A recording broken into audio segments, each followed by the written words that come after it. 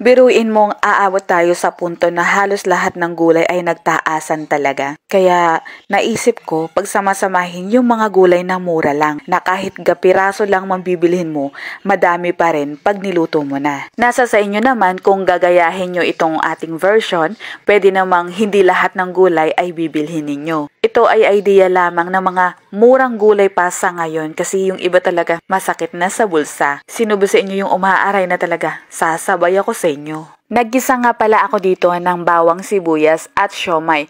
Mga 10 pieces na pork siomay ito.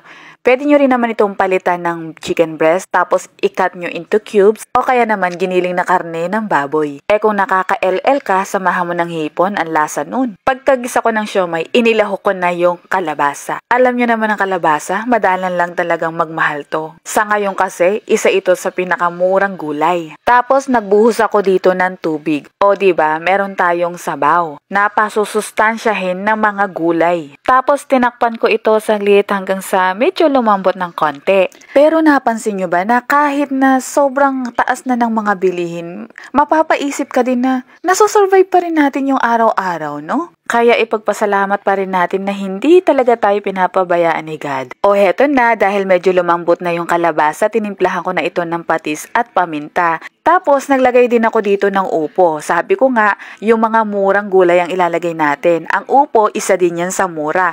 Bumili ka lang ng isang pirasong malaki na pero magkano lang. Kahit half lang ang ilagay nyo dito sa ating recipe. Naglagay din po pala ako dito ng whole corn kernels. Pero optional po yun. Nagkataon lang na meron akong stock nito.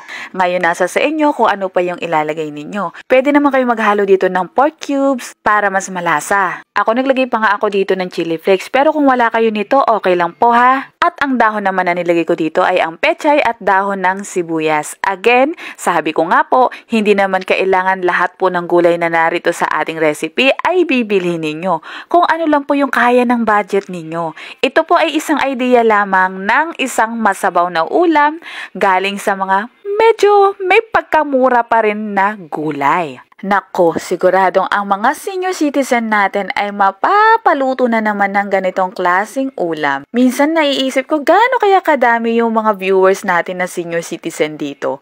Baka naman po pwede ninyong i-comment yan. Sino po dito ang senior natin at sino dito yung magluluto nito para sa kanilang nanay at tatay. At pati na rin sa mga kids na mahilig sa sabaw.